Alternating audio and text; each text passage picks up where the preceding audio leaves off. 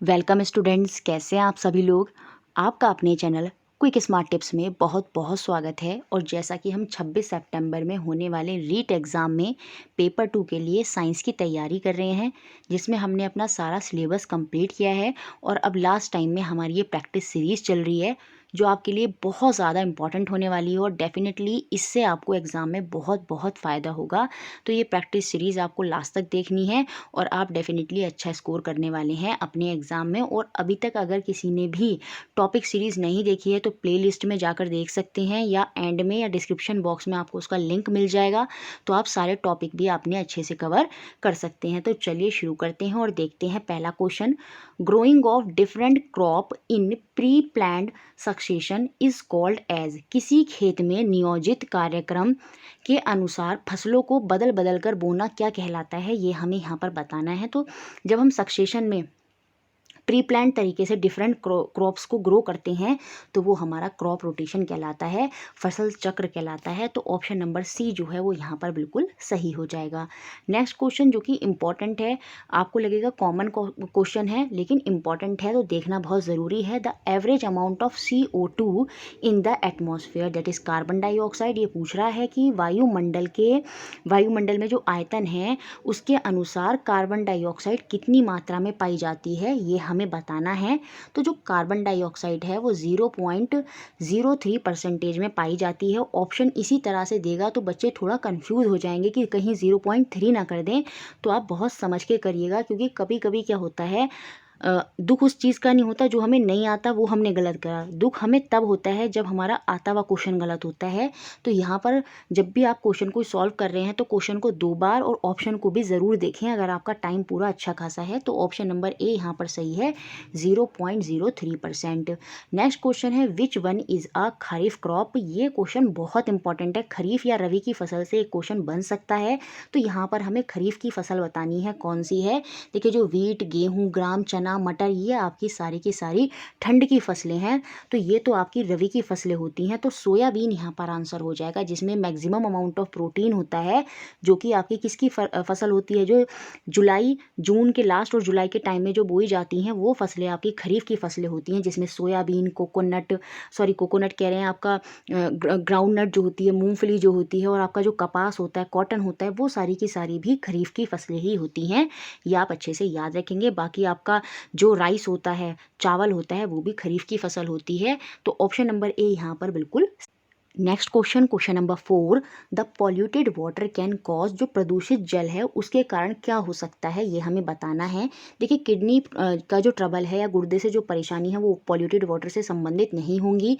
Pulmonary disease तो बिल्कुल नहीं होगी। देखिए, मलेरिया जो है वो आपका प्रोटोजोआ से होता है, तो यहाँ पर हम पॉल्यूटेड वाटर से मलेरिया नहीं कहेंगे। यहाँ पर जो सीधा सा आंसर होगा अकॉर्डिंग टू ऑप्शन, वो होगा आपका टाइफाइड। ये जो टाइफाइड होता है, इसमें बुखार आ जाता है, थकान होती है, आपका शरीर जो है काफ़ी कँपकपाता है। तो वो आपको, जब आप गंदा पानी पी लेते हैं या कुछ गंदा खा लेते हैं, तो उससे आपको टाइफाइड हो जाता है। तो पॉल्यूटेड वाटर से कौन सा डिजीज़ आपका संबंधित है, वो टाइफाइड है। तो ऑप्शन नंबर ए यहाँ पर बिल्कुल सही होगा। नेक्स्ट क्वेश्चन है, DPT vaccine does not protect against. DPT की फुल फॉर्म मैंने आपको बहुत अच्छे से बताई थी, अगर आपको याद रही है तो कमेंट बॉक्स में आप बताएंगे कि DPT की फुल फॉर्म क्या होती है। इसकी जो वैक्सीन है वो हमें किससे सुरक्षा प्रदान नहीं करती, ये हमको यहाँ पर बताना है। बहुत सी चीज़ें तो यहीं पर क्लियर हो गई। डिप्थेरिया, डी फॉर डिप्थेरिया, ठीक है। यहाँ पर वूपिंग कफ आ जाता है, बिल्कुल काली खांसी जो होती है उसके लिए हमारा DPT का ही टीका होता है। उसके बाद टिटनेस, टी से टिटनेस ही होता है। तो यहाँ पर जो नहीं संबंध है वो हो जाएगा आपका कॉलेरा, जिसे हम हिंदी में हैज़ा बोलते हैं। तो ये यहाँ से संबंधित नहीं है, ये बैक्टीरिया से ही होता है। कॉलेरा जो है एक बार भारत में बहुत फैल गया था। जो गंदा वाटर होता है, लोग उसी में अपना वेस्ट डालने लगे थे और फिर उसी को यूज़ करना, इस तरह से कॉलेरा जो है वो फैलने लगा था, जिसमें खून की उल्टियाँ, आपका जो लूज मोशन है, वो सब सारी परेशानियाँ आपको हो जाती हैं। तो कॉलेरा, हैज़ा, यहाँ पर DPT से आपका संबंध नहीं है। Next question, question number 6, the pathogen of jaundice disease is पीलिया रोग का रोगजनक कौन सा है? ये राजस्थान की बुक में क्वेश्चन है। देखिए जो जॉन्डिस है, जो पीलिया है, वैसे तो ना वो वायरस में है और ना ही बैक्टीरिया में है, लीवर संबंधित डिजीज है।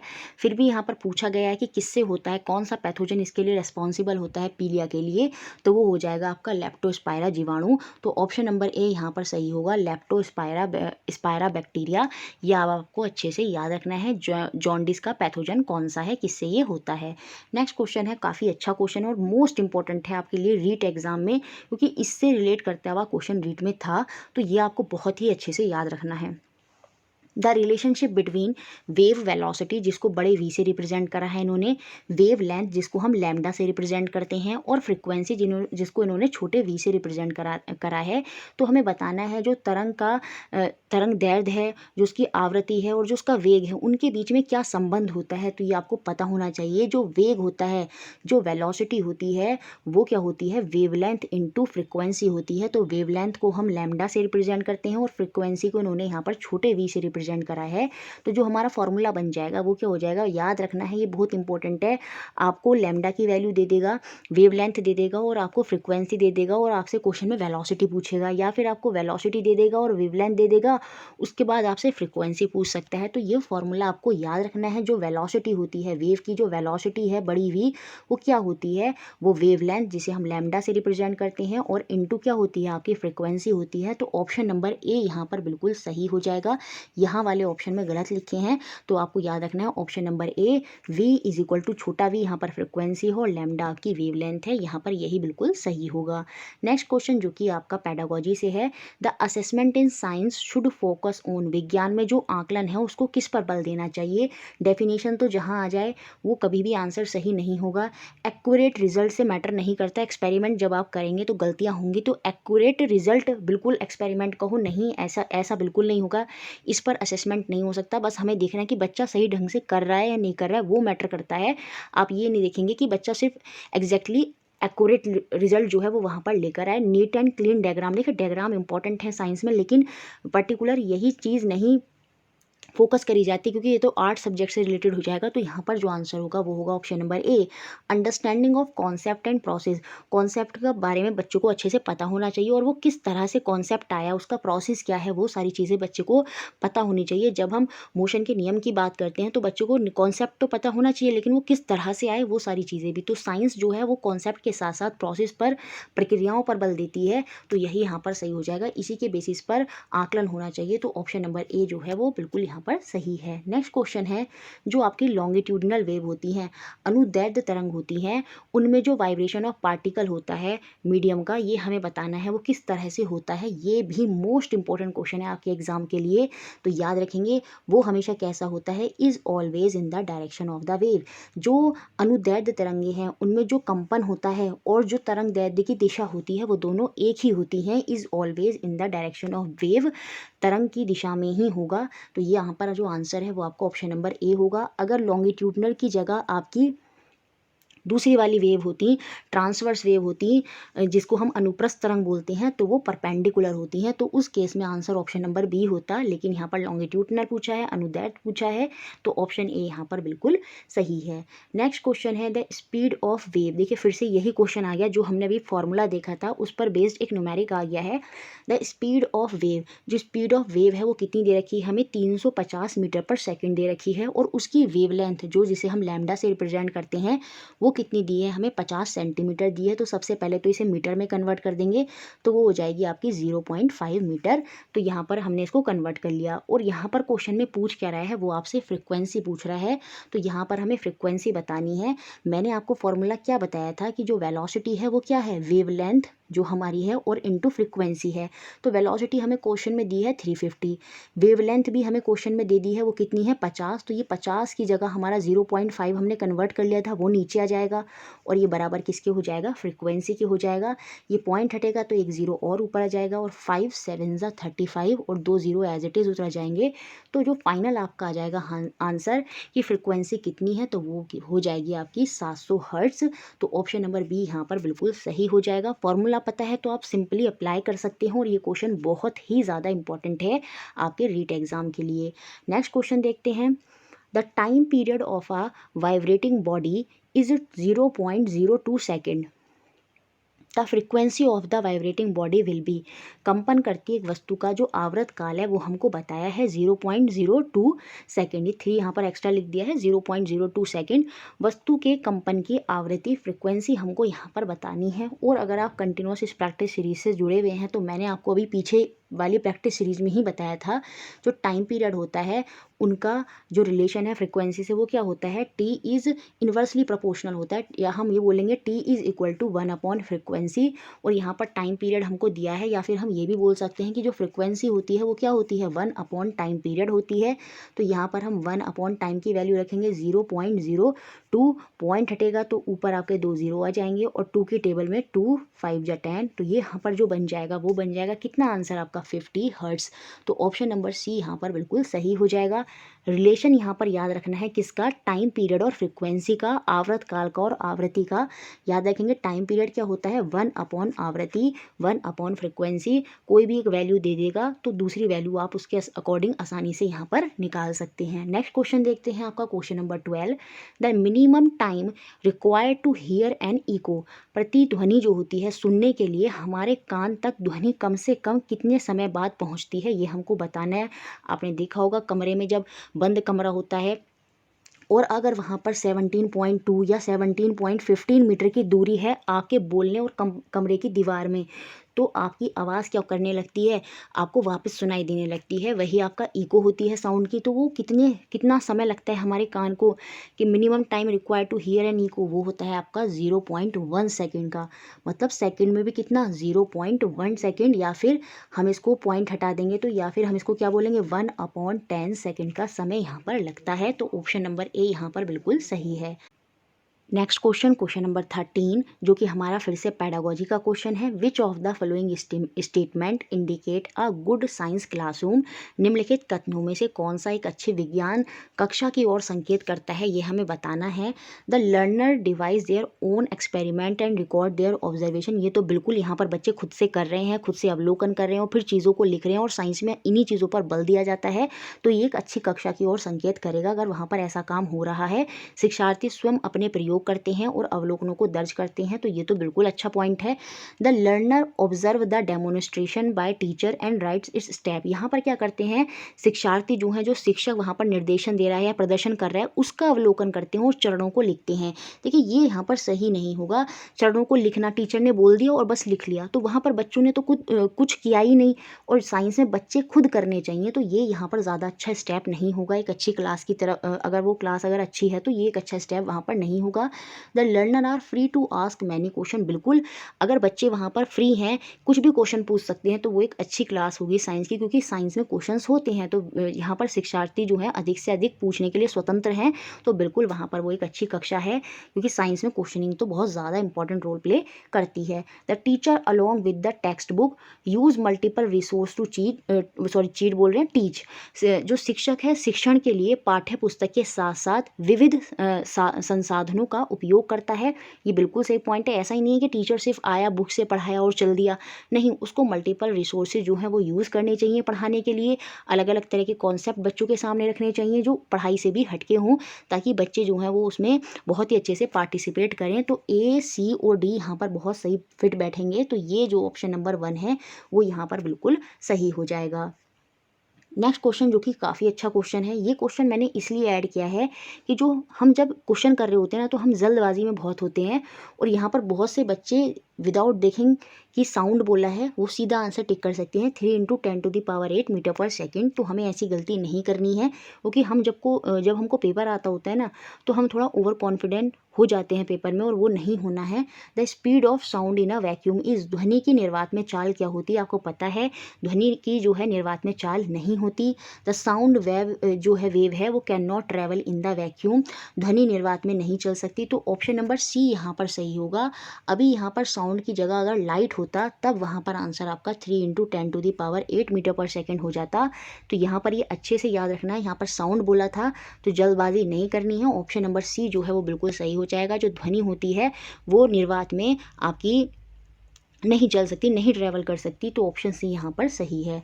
नेक्स्ट क्वेश्चन देखते हैं, question number 15, the necessary force required to circulate a body in circular motion is, वस्तु की वृत्ताकार गति के लिए आवश्यक कौन सा बल यहाँ पर, कौन सा मोशन यहाँ पर ज़रूरी है, ये हमको बताना है। तो सेंट्रीपिटल फोर्स यहाँ पर ज़रूरी है। आपने पढ़ाई होगा, वस्तु को घुमा रहे हैं तो बीच में जब आप अपने हाथ से घुमा रहे हैं तो वहाँ पर सेंट्रीपिटल फोर्स, अभिकेंद्रीय जो बल है वो होना बहुत ज़रूरी है, तभी जो है वो वस्तु बैलेंस बनाएगी और आपका घूमेगी। तो ऑप्शन नंबर सी यहाँ पर बिल्कुल सही होगा, सेंट्रीपिटल फोर्स। नेक्स्ट क्वेश्चन देखते हैं आपका, question number 16, which of the following is a vector quantity, निम्न में से कौन सी सदिश राशि है, ये हमको बताना है। देखिए, सदिश राशि वो होती है जिसमें दिशा और परिमाण दोनों मैटर करते हैं। दिशा भी वहाँ पर मैटर करती है और परिमाण मतलब उसकी वैल्यू तो मैटर करती ही करती है, लेकिन जो स्केलर क्वांटिटी होती हैं उनमें खाली परिमाण मैटर करता है और दिशा जो होता है वो मैटर नहीं करती। स्केलर को हम हिंदी में अदिश बोलते हैं और वेक्टर को हम हिंदी में सदिश बोलते हैं। तो यहाँ पर जो कार्य है, वर्क क्या होता है, फोर्स इनटू डिस्प्लेसमेंट। फोर्स भी आपका सदिश है और आपका डिस्प्लेसमेंट भी सदिश है, और जब दो सदिश होते हैं तो वो अदिश बना देते हैं, इसलिए हमारा जो वर्क है, जो कार्य है, वो आपकी अदिश राशि है, स्केलर क्वांटिटी है। तो ये तो आंसर नहीं होगा। टाइम भी हमारा स्केलर है, मास भी हमारा स्केलर है, क्योंकि टाइम और मास कहीं से भी कहीं तक दिशा पर मैटर नहीं करते, लेकिन जो ग्रेविटेशनल फोर्स है ये आपके डायरेक्शन पर मैटर करेगी। तो यहाँ पर जो वेक्टर क्वांटिटी होगी वो आपका गुरुत्वीय बल हो जाएगा। तो ऑप्शन नंबर डी यहाँ पर बिल्कुल सही होगा। ये आपको अच्छे से याद रखना है, कभी कभी क्वेश्चन पूछ लेता है कौन सी सदिश राशि है और कौन सी अदिश राशि है। तो अब मैंने आपको बता दिया है कि जो जहाँ पर दिशा, जैसे डिस्प्लेसमेंट है, यहाँ पर दूरी तो सदिश नहीं है, दूरी तो आपकी अदिश राशि है, लेकिन जो डिस्प्लेसमेंट है, विस्थापन है, वो आपकी सदिश राशि है, क्योंकि उसमें दिशा मैटर करती है। क्योंकि जो डिस्प्लेसमेंट है वो क्या होता है, वो आपकी शॉर्टेस्ट दूरी होती है। तो जहाँ पर दिशा के साथ साथ परिमाण दोनों चीज़ें अगर मैटर कर रही हैं तो वो आपकी सदिश राशि है, वेक्टर क्वांटिटी है, ये आप अच्छे से याद रखेंगे। नेक्स्ट क्वेश्चन है, two forces of 4 Newton and 3 Newton are acting on an object in opposite direction, the resultant force that will act on the object is, 4 Newton और 3 न्यूटन के दो बल एक ही वस्तु पर विपरीत दिशा में कार्य कर रहे हैं। तो हमको बताना है इस बल का परिणाम क्या होगा। आप ये मानकर चलिए एक आप व्यक्ति हैं जो 4 न्यूटन का बल लगा रहे हैं, कि आपका दोस्त है वो 3 न्यूटन का बल लगा रहा है और दोनों विपरीत दिशा में। अगर आप बल इधर की तरफ लगा रहे हैं तो आपका दोस्त जो है वो बल किधर की तरफ लगा रहा है, अगर आप इधर की तरफ लगा रहे हैं तो आपका दोस्त इधर की तरफ बल लगा रहा है। तो उस केस में क्या होगा, मतलब एक बॉक्स बीच में रखा है, आप 4 न्यूटन का फोर्स लगा रहे हैं, आपका दोस्त उस पर 3 न्यूटन का फोर्स लगा रहा है, तो आपकी फोर्स ज़्यादा है, और तो वो बॉक्स कितने न्यूटन से कितना वहाँ पर एग्जैक्ट न्यूटन का जो फोर्स है वो कार्य करेगा, वो वहाँ पर 1 न्यूटन का फोर्स ही वहाँ पर कार्य करेगा, दोनों घट जाएंगे। देखिए इस तरह से समझिए, अगर एक बॉक्स है, मैं भी यहाँ से फोर्स लगा रही हूँ 4 न्यूटन का और मेरा दोस्त भी यहाँ से 3 न्यूटन का फोर्स लगा रहा है, तो दोनों लगाएंगे तो बॉक्स ज़्यादा खिसकेगा, इसका मतलब दोनों की फोर्स मिल जाएगी, तो वहाँ पर टोटल मिलाकर 7 न्यूटन की फोर्स होगी जब दोनों एक ही दिशा में लगाएंगे। लेकिन विपरीत दिशा में क्या होंगे, एक दूसरे को अपोज कर रहे हैं, तो वहाँ पर जो रिजल्टेंट फोर्स हो जाएगी वो दोनों को सब्ट्रैक्ट कर हो जाएगी, और यहाँ पर आंसर कितना हो जाएगा, फिर आपका 1 न्यूटन यहाँ पर आंसर हो जाएगा। तो ऑप्शन सी यहाँ पर बिल्कुल सही हो जाएगा। नेक्स्ट क्वेश्चन है, the momentum of the body depend on, ये जो हमारा संवेग होता है जिसे हम पी से रिप्रेजेंट करते हैं, P is equal to mv, ये किस पर डिपेंड करता है, ये मास पर डिपेंड करता है, बिल्कुल ये जो आपका द्रव्यमान है उस पर निर्भर करेगा। और ये जो वेलोसिटी है, वेलोसिटी को हम किस में रिप्रेजेंट कर सकते हैं, डिस्प्लेसमेंट अपॉन टाइम। तो यहाँ पर ये डिस्प्लेसमेंट पर भी वेरी करेगा और ये टाइम पर भी वेरी करेगा। फॉर्मूले को खोल लिया हमने, वेलोसिटी को किस पर, क्योंकि यहाँ पर ऑप्शन में डिस्प्लेसमेंट भी दिया है और टाइम भी दिया है, तो ये दोनों पर, डिस्प्लेसमेंट पर भी और टाइम पर भी निर्भर करता है और मास पर भी निर्भर करता है। तो आंसर यहाँ पर हमारा क्या हो जाएगा, ऑल अबव, उपरोक्त सभी पर। ऑप्शन नंबर डी यहाँ पर बिल्कुल सही होगा। नेक्स्ट क्वेश्चन है, if the body is in motion in straight line with constant momentum and if no external force act on the body then, यदि कोई पिंड नियत संवेग से सीधी रेखा में गतिमान करता है और उस पर कोई बाह्य बल नहीं लग रहा है, तो बताइए क्या होगा। तो वो जिस वेलोसिटी से चल रहा है वो हमेशा उसी वेलोसिटी से चलता रहेगा। तो ऑप्शन नंबर बी यहाँ पर बिल्कुल सही होगा। वेग जो है वो नियत होगा, क्योंकि अगर वो मोशन में है और वो सीधा जा रहा है तो कोई बल अगर उसको रोकने वाला एक्सटर्नल बल है ही नहीं तो वो कभी रुकेगा ही नहीं, तो वो एक नियत वेग से हमेशा चलता रहेगा। तो ऑप्शन नंबर बी यहाँ पर बिल्कुल सही हो जाएगा। नेक्स्ट क्वेश्चन, जो कि न्यूमेरिक बेस्ड क्वेश्चन है। एक बॉडी है जिसका मास कितना है, द्रव्यमान कितना है, 5 kg है, is moving in a straight line, वो सीधी रेखा में चल रही है, विद अ एक्सीलरेशन, त्वरण कितना दिया है वहाँ पर 10 मीटर पर सेकेंड स्क्वायर। तो हमें बताना है रिजल्टेंट फोर्स जो उस बॉडी पर एक्ट कर रही है। सिंपल सा आपका जो बल है उसका फॉर्मूला अगर आपको पता है तो ये क्वेश्चन आप कर सकते हैं। फोर्स कितना होता है, मास इंटू एक्सीलरेशन, द्रव्यमान इंटू त्वरण। द्रव्यमान यहाँ पर हमें कितना दिया है 5 kg, और त्वरण हमें यहाँ पर कितनी दी है 10, और वैल्यू भी सही है, ये kg में है, ये मीटर पर सेकेंड स्क्वायर में है। तो सीधा सा मल्टीप्लाई करेंगे, आंसर हमारा कितना आ जाना है 50 न्यूटन आ जाना है। तो ऑप्शन नंबर ए यहाँ पर बिल्कुल सही हो जाएगा। 50 न्यूटन का बल जो है वो वहाँ पर एग्जैक्ट एक्ट कर रहा है। नेक्स्ट क्वेश्चन जो हमारा लास्ट क्वेश्चन है पेडागोजी का। A teacher frame a learning objective as making a device using simple electric circuit. The learning objective is matching with which cognitive process. एक शिक्षक किसी अधिगम उद्देश्य को इस प्रकार बनाता है, सरल विद्युत परिपथ का उपयोग करके किसी यंत्र का निर्माण करता है। यह अधिगम उद्देश्य नीचे दिए गए किस संज्ञानात्मक प्रकरण से सुमेलन करता है। देखिए यहाँ पर वो करके दिखा रहा है, मेक कर रहा है, बना रहा है, एक डिवाइस बना रहा है सिंपल इलेक्ट्रिक सर्किट का यूज़ कर कर। तो यहाँ पर टीचर क्या कर रहा है, यहाँ पर टीचर बच्चों को समझाना नहीं चाहता, रिमेंबरिंग भी नहीं करा रहा और एनालिसिस भी नहीं करा रहा, यहाँ पर वो कुछ नया क्रिएट कर रहा है, सर्जन कर रहा है। तो ऑप्शन नंबर डी यहाँ पर बिल्कुल सही हो जाएगा। याद रखें कौन सा लर्निंग ऑब्जेक्टिव वो बच्चों के अंदर डालना चाहता है, वो क्रिएटिंग की बच्चे भी नई नई चीज़ें खुद से क्रिएट करें।